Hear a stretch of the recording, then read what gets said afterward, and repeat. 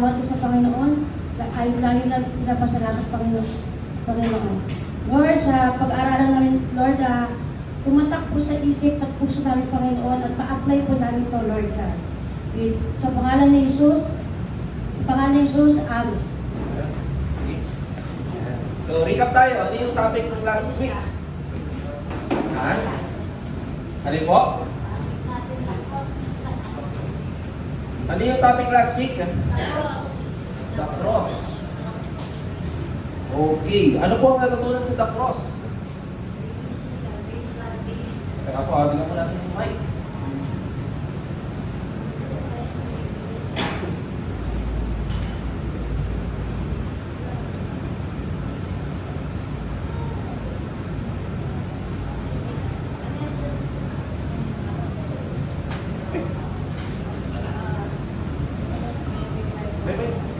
May mic pa tayo dyan.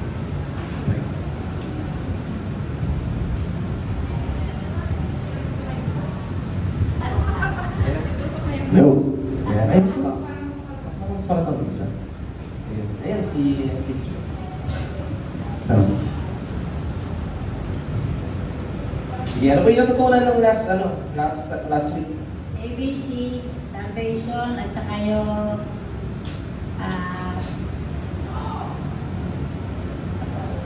naligtas tayo dahil sa dugo ni Cristo.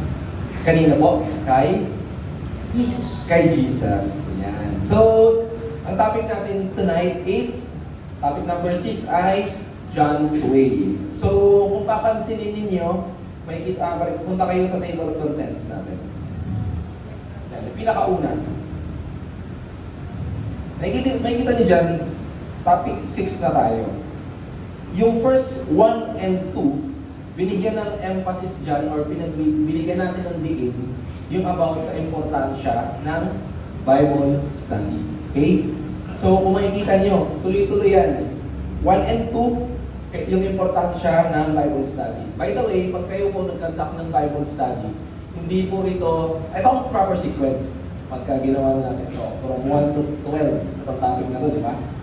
Pero, hindi ito gagawin na para bang pag natapos na kayo sa first topic ninyo, ang magiging next topic nyo, kailangan 2 na. So, parang iniisip nyo, a total of 3 months to. Tama? Hindi po ganun ang mindset natin. Ang mindset natin dito is, kailangan maintindihan nila kung paano kayo naintindihan nyo na ang kaligtasan natin or ang ating paniniwalaan, wala tayong religion, ang tanging pinaniniwalaan lang natin, Bible lang, Jesus lang. Ulit? Bible lang? Bible lang, Jesus lang. Okay, Bible lang, Jesus lang. Sa una, na topic natin, 1 and 2, more on Bible. Pagdating sa 3, 4, and 5, and itong pag-aaralan natin na topic ngayon, it's more about of Jesus.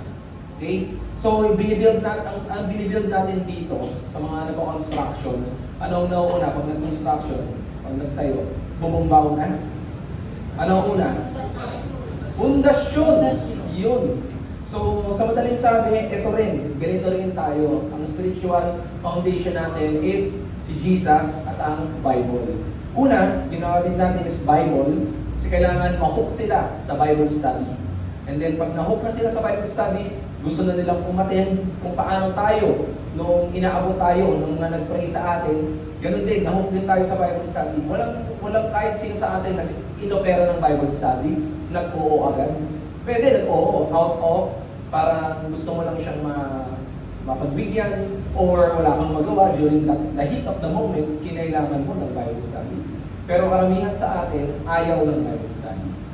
Kaya ang goal nitong ginagawa natin na training is, tuloy-tuloy, kailangan ma-hook sila sa Bible, and then, ma-impart sa kanila yung importance ng pangalang Jesus at yung mga nagawa niya ni Jesus bilang Lord natin. So, start tayo sa John's Way. Basahin natin John 3:16 or 1:3:16 hanggang 18. Sige po, sa inyo na po, ma'am. Sino po yun dyan? John 3:16 hanggang 18. Sapagkat gayon na lamang ang pagsinta ng Diyos sa sanlibutan na ibinigay niya ang kanyang bugtong na anak upang ang sino mang sa kanya'y sumampalataya ay huwag mapahamak, kundi magkaroon ng buhay na walang hanggan. 17 po. Di ba po? 17. Sapagkat sinubo ng Diyos ang kanyang anak dito sa mundo upang hindi hatulang maparusahan ang mga tao, kundi upang iligtas sila.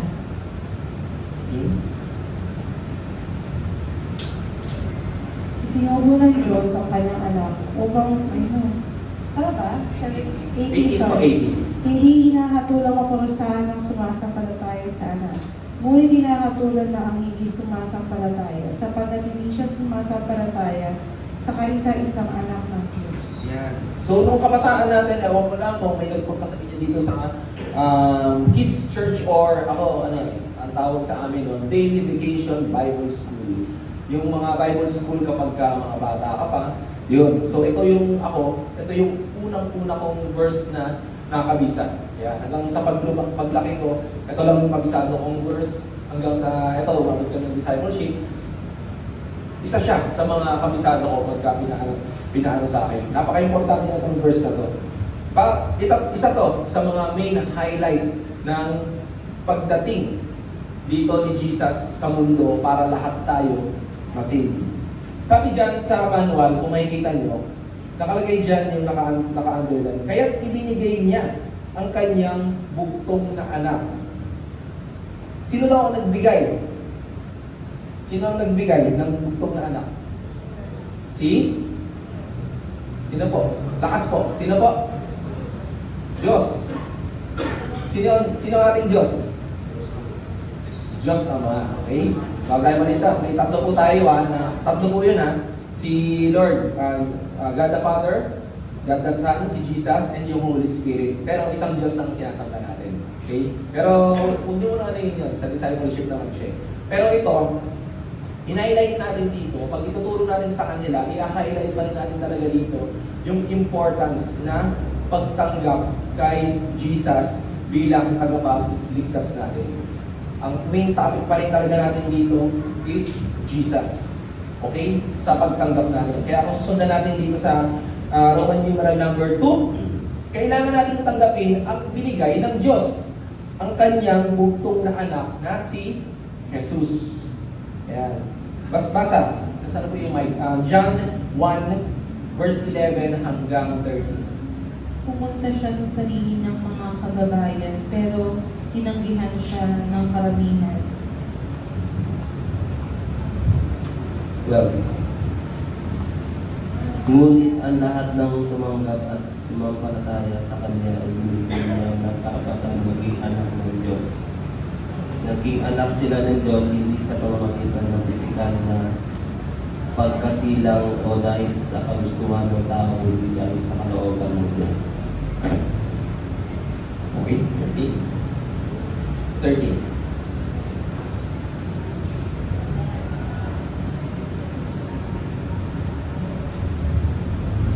Naging anak sila ng Diyos, hindi sa pamamagitan ng pisikal na pagkasilang dahil sa kagustuhan ng laman o kalooban ng tao, kundi ng Diyos. Dito sa atin, sino sa inyo may birthday dito? Sino may birthday? Yung hindi nagtaas ng kamay, pumutok lang? Lahat tayo may birthday, no? So pag may birthday tayo, usually ang ginagawa, pagka sa birthday, pag may regalo, di ba? Binibigyan ng regalo. Anong ginagawa niyo pagka birthday niyo? Pag binigyan kayo ng regalo? Ha? Tinatanggap. So dito sa first numeral 1 natin, ibinigay sa atin yung kaligtasan, di ba? Binigay si Jesus.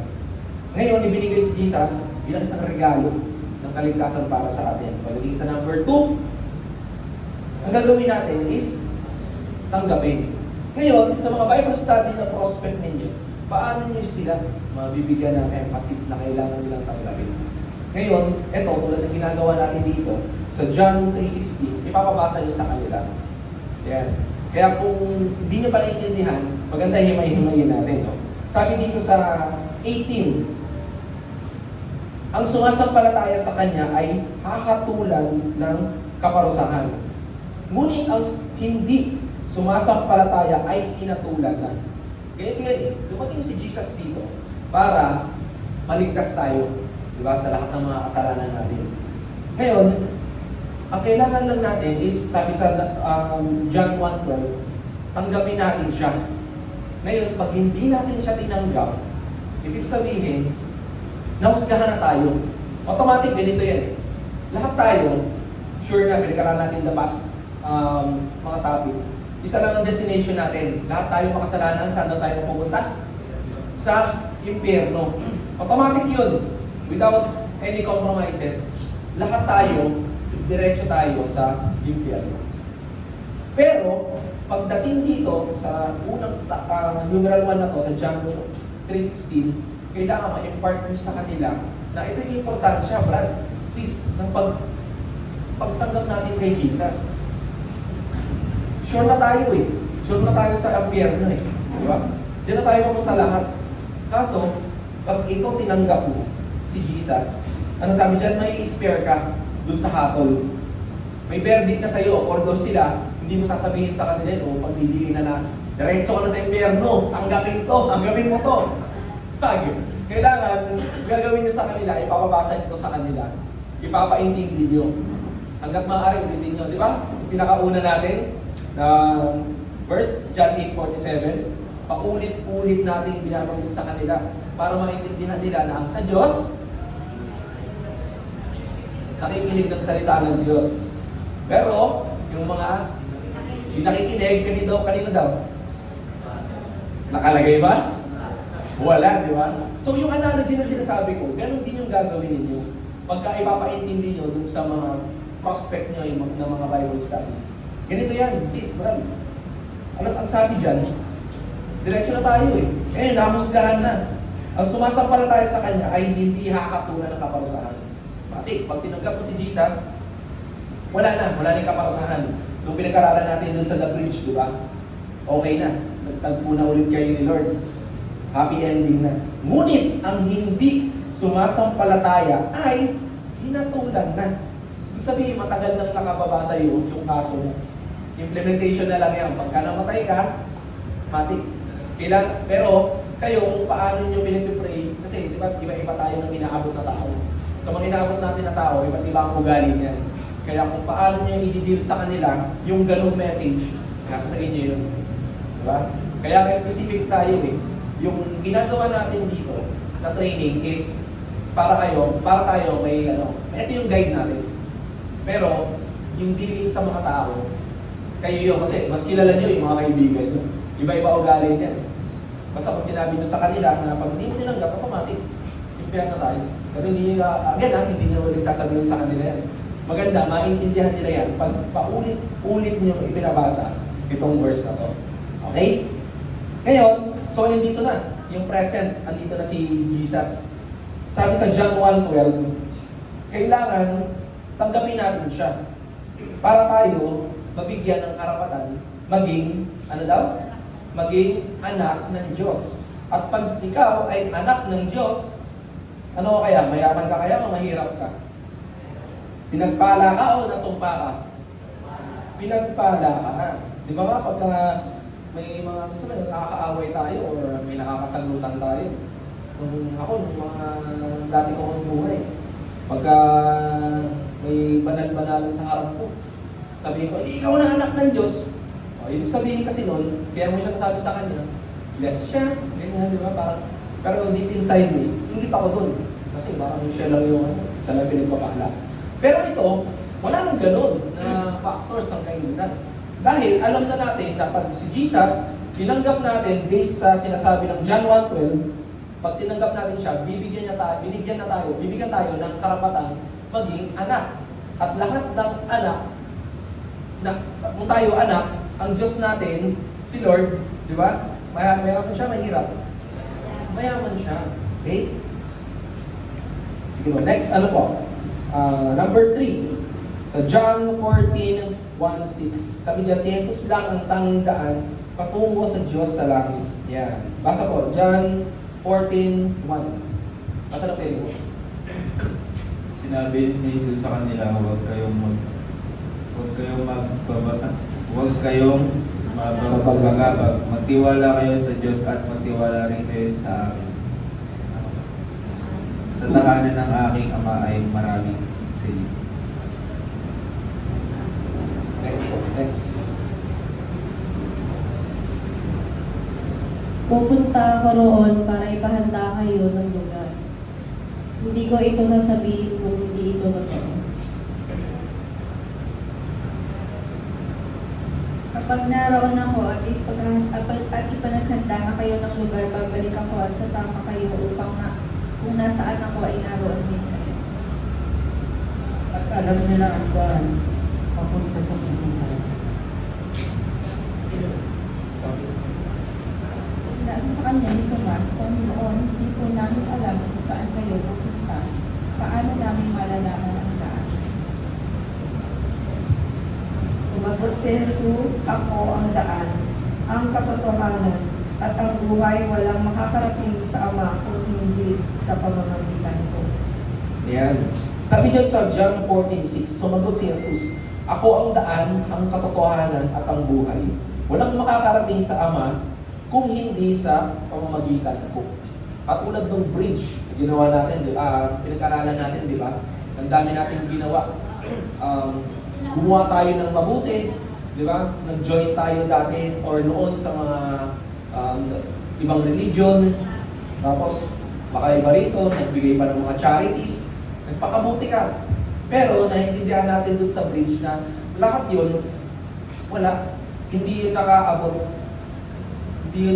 Lahat yun, yung tulay na yun, kapos.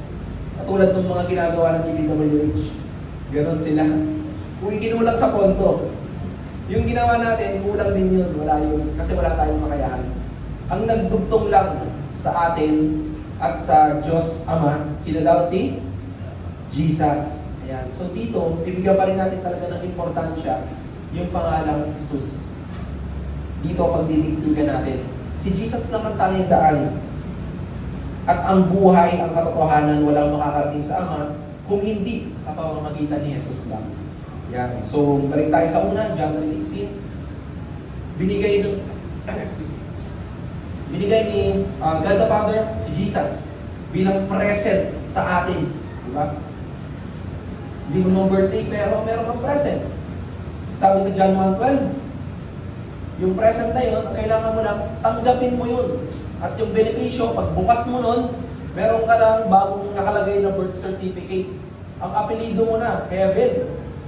Tapos, may kita doon na pinirmahan sa likod, binerify sa birth certificate mo na yun, ang may lagda na tinako ka na bilang anak, si Lord. Diba? Anak ka na ni Lord, anak ka. Diba? Ngayon, John 14:6, dahil tinanggap mo na si Jesus, may birth certificate ka niya, at ang magbabouch sa iyo nun, si Jesus, sureball na ang pagpasok natin sa langit. Okay? Ngayon, paano maligtas? Ito, pang ilang topic na natin itong dinidiscuss, yung ABC of salvation. Ano yung ABC of salvation?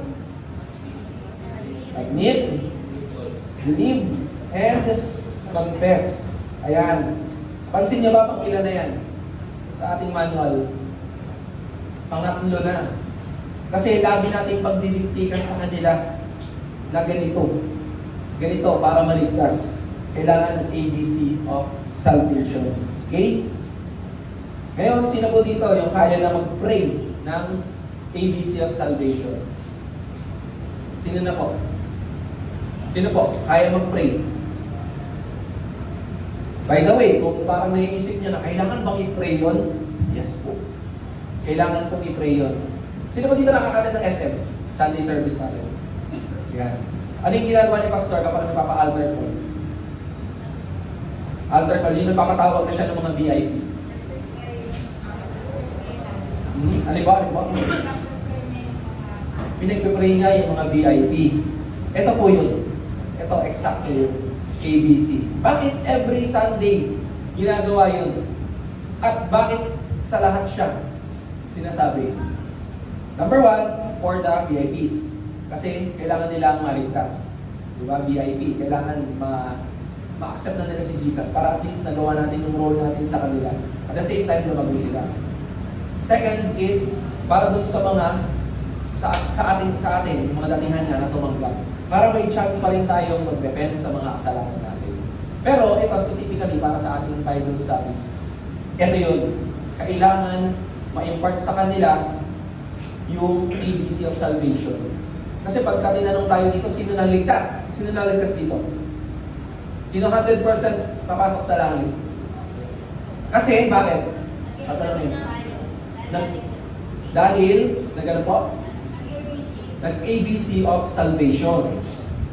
Pero, gaano katotoo sa inyo yung ABC of salvation? Binanggit niya lang ba yan by mouth? Ha? Sige po, Mike po, Mike. Taos na puso dapat yung magtanggap sa kay Lord kasi kung isang puso lang naman at wala sa puso, bali wala lang din po. Yes. Correct po. Yung sa mga una nating mga topic, diniscuss natin yung ABC of salvation, more on information. Tumalim siya dito. Ganun pala. Okay, ABC. Hanggang sa susunod na topic, makikita nila, may ABC pa rin. Ngayon, dahil natadaanan niyo yung mga verse sa Bible at yung importansya ng ginagawa natin na Bible study para sa kanila, maintindihan nila na ganun pala yung pagmamahal ng Diyos sa akin. Bumababa yun sa puso natin ngayon. At pag bumaba sa puso natin ngayon, hindi kung ano yung ABC na to, sinagap natin, isa sa buhay natin yan. Kaya pansinin nyo, from topic 3 hanggang, eto na, 6, 3, 4, 5, 6. 4 topics. Pinapaulit-ulit natin sa kanila yung ABC of salvation. Again, hindi lang for information, hindi lang alam natin yung isasagot natin na paano ano ang guarantee na 100% ka na sa langit. Kasi ABC of salvation, yes, correct. Pero, ang pinaka-importante, naintindihan natin. Okay? So, yung mga Bible study members nyo, magiging prospect nyo, ganun din, papaulit-ulitin natin to sa kanila. At the same time, tinanong ko kayo kanina, kung kaya nyo na bang i-pray to, kailangan makakabisado nito. Okay? Okay, ang tanong sa kanila, siguraduhin natin na lahat ng tinuturuan natin ay 100% na ligtas. Tatanungin nyo sila, sigurado na ba kayong ligtas? Okay? Tulad ng ginawa ko kanina, di ba? Tinanong ko kayo. Kung kayo tinanong kung ligtas na kayo, yun din gagawin nyo sa kanila. Every time na magtatapos yung Bible study nyo, tatanungin nyo sila.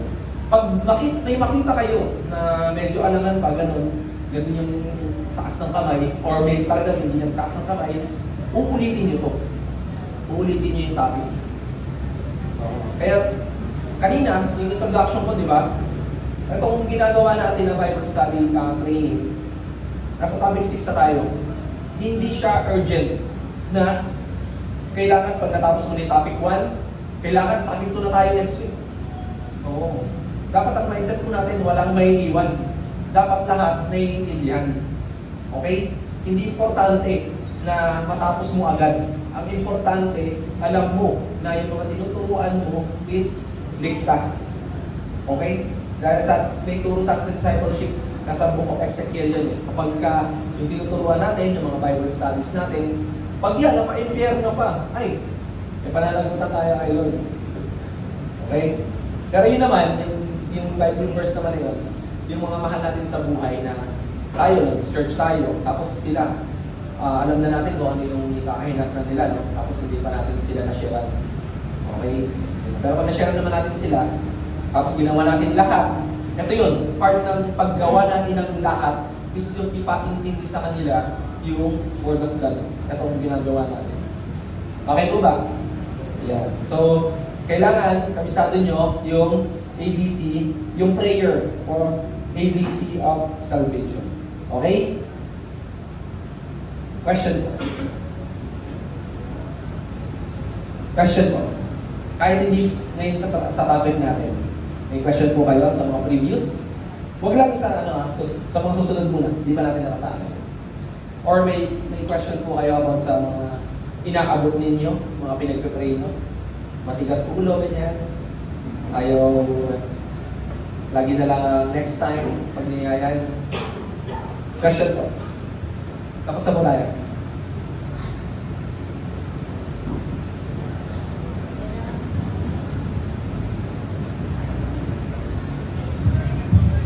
Sige po. Kahit dalawa lang po, para malaman po natin kung naintindihan natin yung topic.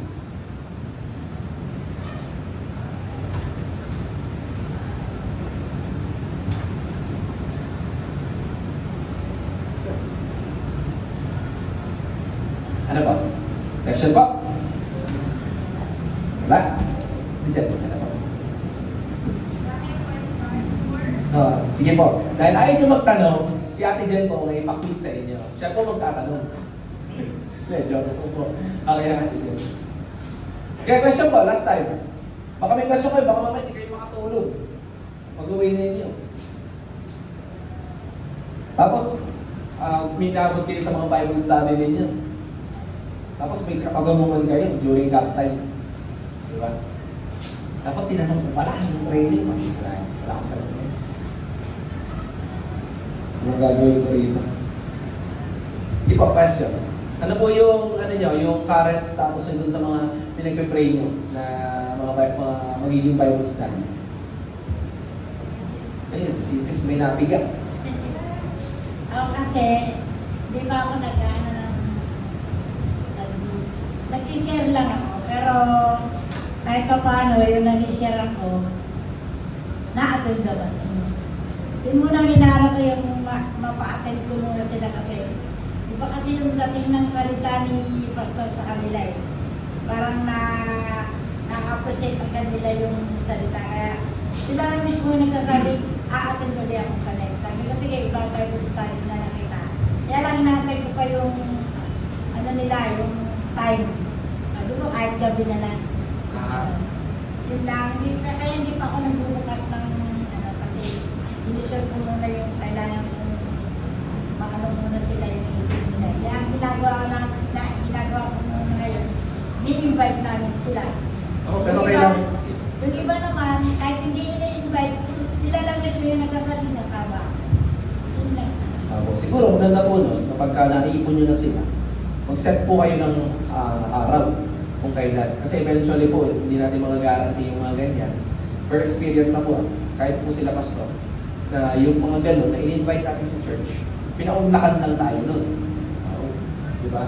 Iba pa rin yung talagang hinawakan natin na buo yung na-convince, tamang word dito is na ano sila, sold out sila or na-convince sila na umattend ng Bible study.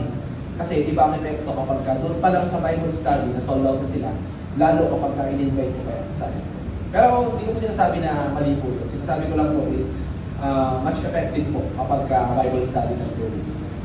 Pero kung yun po yung way ninyo, I would suggest po na after nyo silang gather, nakapakinig naman sila, natuwa naman sila, sabihin nyo, minsan kasi may mga pahapyaw si Pastor during preaching na Bible study, na babanggit yung word na Bible study.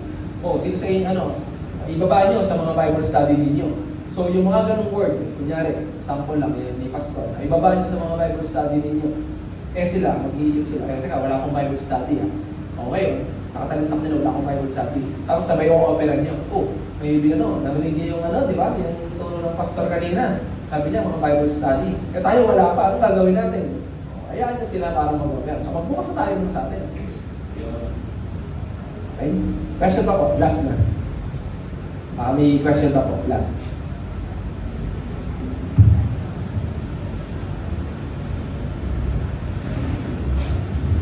Okay na? Kung wala na po, okay na po, sige. Kayo na po tayong lahat. That's all.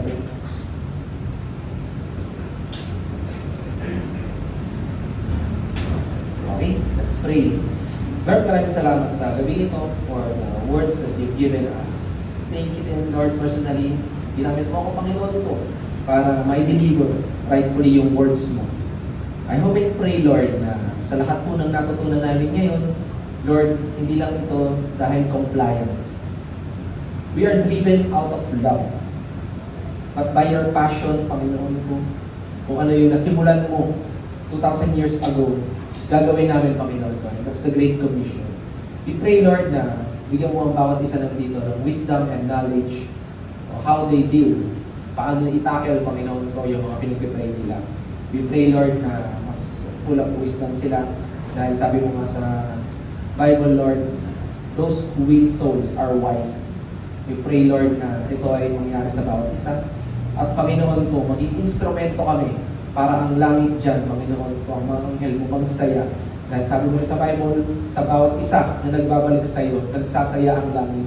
What more, yung nandito pa lang, Panginoon ko, in attendance sa Bible study, ay makapag-open at least 1 to 3 na members ng Bible study.